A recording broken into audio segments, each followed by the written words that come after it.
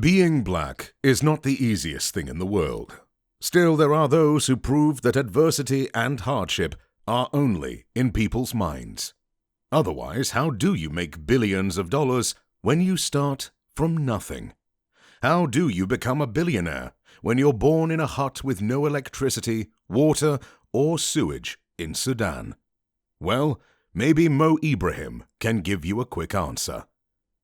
Mo Ibrahim's story is a truly heartwarming tale you should tell your kids whenever they don't want to go to school. Born on May 3rd, 1946, in a hut devoid of basic amenities, he kicked off life as a second-born in a family already grappling with the challenges of providing for their growing brood. The Ibrahim family's pursuit of a better life led them to pack their bags and move to Alexandria, Egypt, where Muhammad's father, fueled by sheer determination, worked tirelessly at a cotton company, often putting in 16 to 20-hour days. While his father toiled for a brighter future, Muhammad's mother embraced the role of the ultimate helicopter parent. She knew education was everything, and often took Mo and his siblings to school by hand, so they wouldn't ditch classes. She stood by with a cane in hand while they wrote their homework and only let them play once every lesson was learned. Education was the beacon that illuminated the path to success for the Ibrahim children, with Muhammad being no exception. His mother's unwavering belief in education paved the way for him to earn a master's degree in electronics and electrical engineering from the University of Alexandria. The subsequent climb up the corporate ladder in Great Britain, culminating in becoming the technical director of Cellnet, set the stage for his entrepreneurial journey. In 1998, Mo Ibrahim spread his wings and founded Celltel International, becoming a pioneer in the wireless communication realm. The company, with over 98% of its employees of African descent, was a testament to Mo's commitment to giving back to the community he hailed from. Fast forward to today, and Mo lives the good life with his wife and 3 children. His wealth now resting at a cool $1.2 billion. Despite the dip from his 2005 peak, Mo Ibrahim's commitment to Africa hasn't wavered. He founded the Mo Ibrahim Foundation, introducing the Prize for Achievement in African Leadership, a $5 million accolade for leaders who excel in delivering security, health, education, and economic development, while gracefully passing the torch of power. The Mo Ibrahim Foundation continues to be a beacon of hope, embodying the spirit of growth, gratitude, and generosity. After all, Mo knows that true wealth is measured not just in dollars, but in the positive impact you leave behind. Just like his mother did, only with fewer slaps and more financial incentives. Yes, Mo's story is inspiring, but it pales compared to what Michael Lee Chin had to overcome to become even richer than Ibrahim. Okay, Michael Lee Chin is not entirely black. He's actually triracial, with African, Jamaican, and Chinese ancestry. This definitely didn't help him become one of the richest black people on the planet. Michael Lee Chin was born in Port Antonio and had a truly rough childhood. His mother remarried when Lee was just 7 years old, and this turned out to be the best gift his mother ever gave him. Though Vincent Chen, his stepfather, was not wealthy, he would give anything for his children, regardless of whether they were his own or his stepchildren. Thus, he ran a small local grocery store where all of his 7 children helped. This taught Michael that nothing in this world comes for free. To help with the bills, his mother worked 2 jobs. She sold Avon products to tourists while at the same time working as a bookkeeper at various local firms. While most kids have to be pushed to go even to elementary school, Michael knew that if he wanted a better life, he'd need some education. Unfortunately, his parents weren't able to help him. So at age 14, he started working for a landscaping company digging and doing hard labor. The following year, he got a summer job cleaning cruise ship engine rooms. It was a back-breaking job, but the goal was worth it. In 1970, he enlisted at McMaster University in Canada. From then on, his life turned over. Chin was a genuine prodigy, like Rockefeller or even Vanderbilt. If he lived in the US and not Jamaica today, he'd be one of the world's wealthiest people. With his deep understanding of the investment world, he started a side gig while he was still working as a road engineer for the Jamaican government. In 1987, Lee Chin acquired AIC Limited, a small insurance company with less than $1 million in assets under management. He quickly grew the company into a major player in the Jamaican financial industry. Afterwards, he did the same thing with the National Commercial Bank of Jamaica, while at the same time investing in various successful businesses. Lee Chin was like a modern-day Midas. Whatever he touched turned to gold. Well, unlike the myth, he didn't literally turn everything golden, just highly profitable. And Michael didn't actually succumb to greed, dying of his power. Instead, he brought prosperity and success everywhere he reached. Though today his net worth is just over $1.4 billion, that's not a reflection of his poor financial decisions, but rather his generosity. He donated several $1 billion to various causes in Jamaica and Canada, making the world a better place. Still, not everyone is lucky enough to be born close to Canada and America. It's easy to establish yourself as a brilliant entrepreneur when you're in a democratic and well-regulated country. Unfortunately, not everyone has been so lucky. Take Strive Masiyiwa, for example. He's one man who defied all odds, stood against dictators, and built up his business 3 times from the ground up just to prove a point. Talking about billionaires in Zimbabwe is usually the start of a cruel joke. After all, there are even cockroaches crawling around in the empty banks that are billionaires in Zimbabwean dollars. Yes, corruption and massive capital mismanagement led this previously flourishing country into hyperinflation and impoverishment.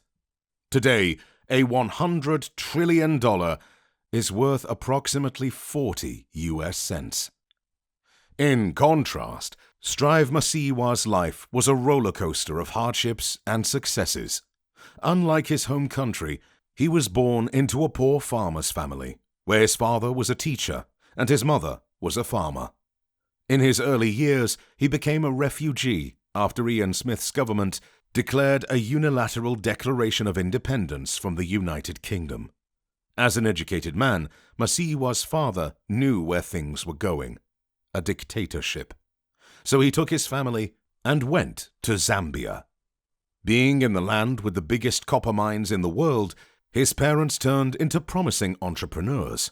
This allowed them to send Strive to the UK for his high school education and university.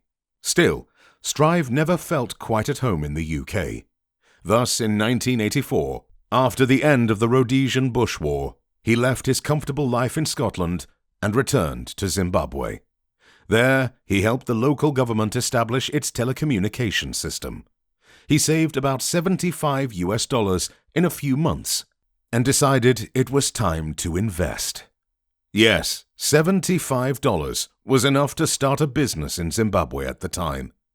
It's not a typo.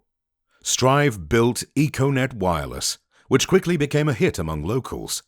Naturally, local dictator Robert Mugabe didn't like that one bit, so he refused to give him a license to operate his business. Masiyiwa was never one to back down, however. He appealed to the Constitutional Court of Zimbabwe, and after 5 years of legal battle, and likely a few bribes, he finally emerged victorious. Unfortunately, this legal battle almost rendered him bankrupt. Now, a regular person would just give up, return to the UK, find a good and secure job, and live his life. Well, Strive is not a regular person. Instead, he built the telecom from the grounds up a second time. all while Mugabe tried sabotaging him at every corner. In just 2 years, he became the leading telecommunications operator in Zimbabwe. As you can imagine, Mugabe was fuming at Masiyiwa's success and started persecuting him. Thus, in 2000, Strive was chased away from his homeland for a second time. He moved to South Africa, where he established Econet Wireless for the third time, as it had to be a separate organization from the one listed in Zimbabwe. Now that's a power move, building a telecom 3 times from the grounds up and succeeding in every attempt. Today, Masiyiwa is worth $1.8 billion, and he continues to help locals in Zimbabwe with various charity organizations. Well, imagine how much Masiyiwa would have been worth if it weren't for Mugabe. Actually, no need to imagine it. There are 7 other examples of prominent black families who made it big despite all odds. Alexander Karp is a good example, though he is half Jewish. Well, yes, Karp is not the perfect example, as he took more of his Jewish father's looks rather than his African-American mother's. And yes, he lived in the relatively progressive Philadelphia in the 80s, but still, there were a lot of people who considered mixed marriages a crime when he was born in 1967. Indeed, we've come a long way since then, right? Karp was ridiculed and bullied because of his mixed heritage, but that only made him stronger. Karp successfully invested in startups and stocks after receiving his JD, but his financial breakthrough came in 2004 when he co-founded Palantir with Peter Thiel, the co-founder of PayPal. Governments and corporations use Palantir's software to collect and analyze data, and the company has grown rapidly in recent years. Today, all those who bullied him as young are screaming that the CIA uses his software to gather their data and analyze it. Now that's what I call pro-revenge. The $2 billion in his bank account is just the icing on the cake. Still, the discrimination against Karp was nothing compared to others. After all, he lived in the good old US of A, not like Patrice Motsepe, who had to endure the apartheid in South Africa and became one of the wealthiest people in the world despite everyone trying to bring him down. Despite his royal heritage as the son of the chief of the Macau branch of the Swana people, Motsepe's childhood was not all chocolate and roses. His father was actually a school teacher and a small-time businessman, owning one lonely shop, which happened to be extremely popular with miners. There, Motsepe would interact with the workers and fall in love with their way of life and profession. There, he learned everything he could about mining, only by listening to the workers' conversation, only occasionally asking a question or two. His father, however, was not too pleased with having his son around miners. He dreamed his boy would become something more. Thus, he saved enough money to send him to the University of Swaziland, where he took an arts degree. Later, he also acquired a law degree from the University of Witwatersrand. His speciality, mining and business law. You see where this is going? Still, there was one significant problem along the way. Apartheid, which ruled over his country, dragging down any black person trying to gain some wealth or power. Thankfully, in 1994, Nelson Mandela was elected the first black president of South Africa. One law firm, fearing retaliation by the black community, quickly took Motsepe as a partner in their Bowman Philfillan law firm. Thus, Motsepe became the first black partner in South Africa.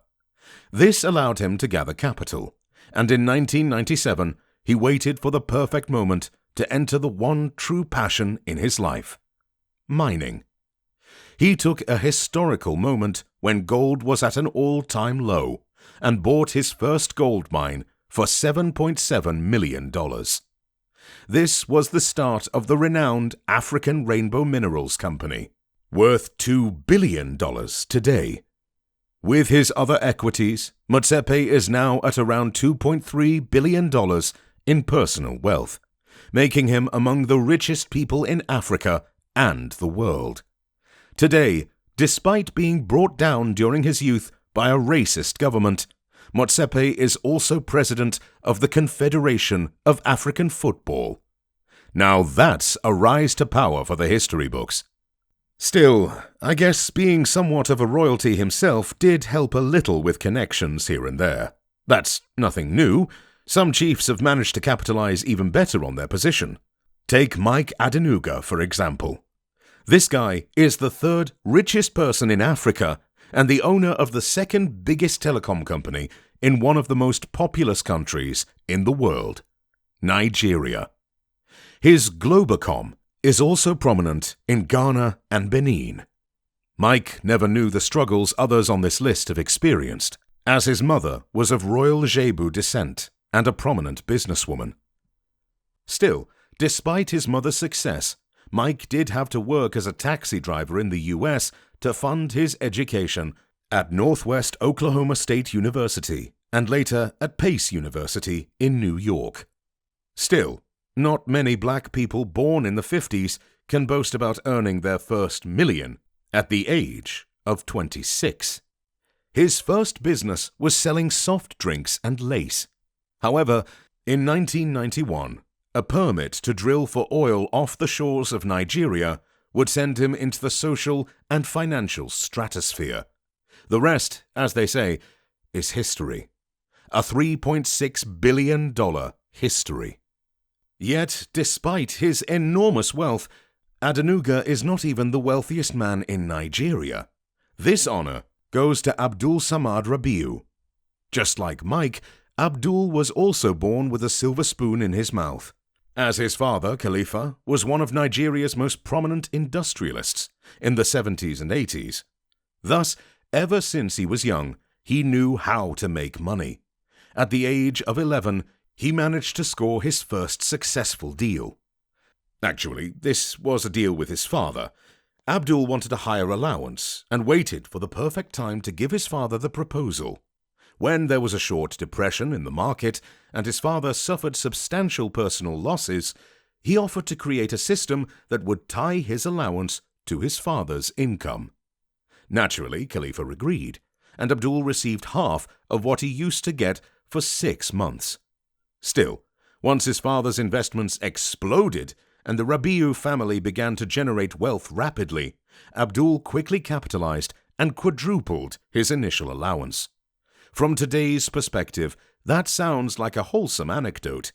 But when you think about it, at age 11, he knew how to read the market, how to strike favorable deals when the market was down, and how to capitalize on his investments.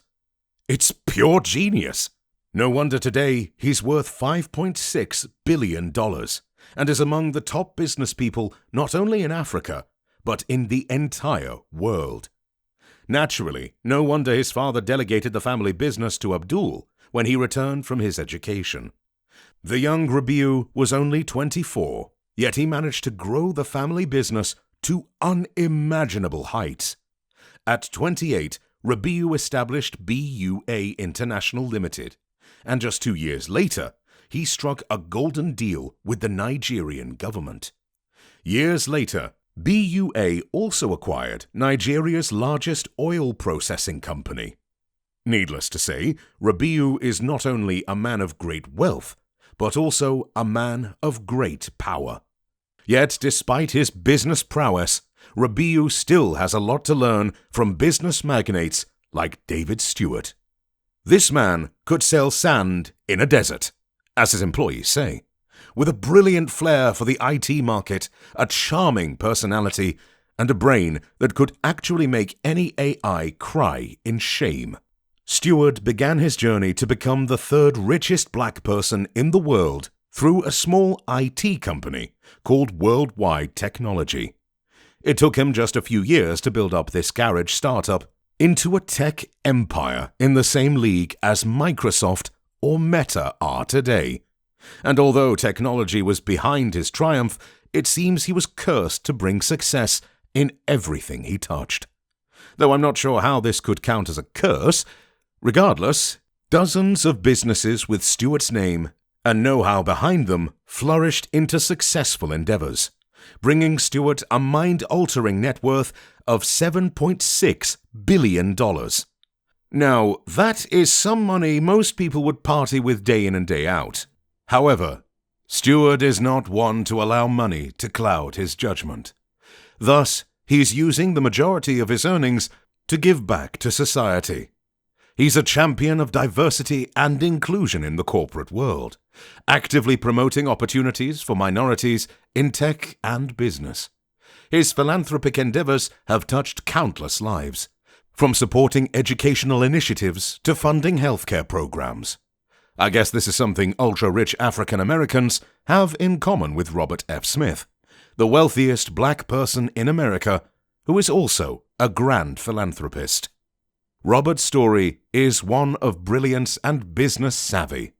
He founded Vista Equity Partners, a private equity firm, and turned it into a financial powerhouse.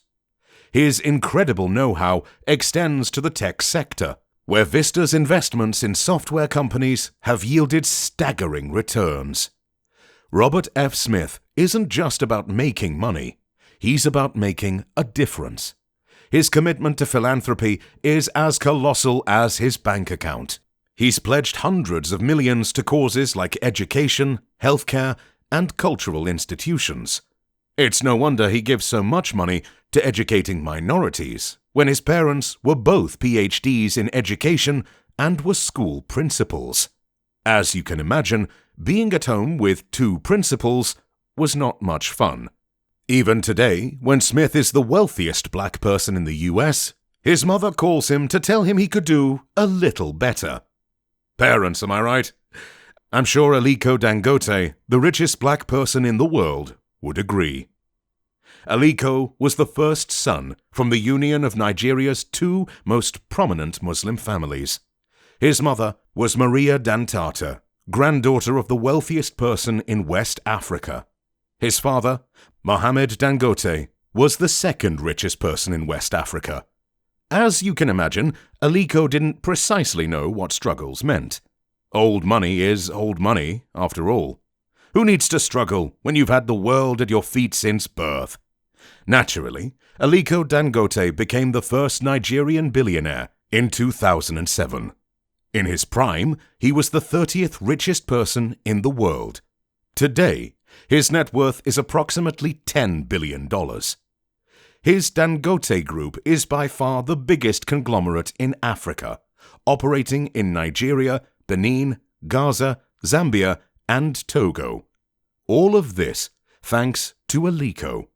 It was he who finally took the step to make the family business an international empire.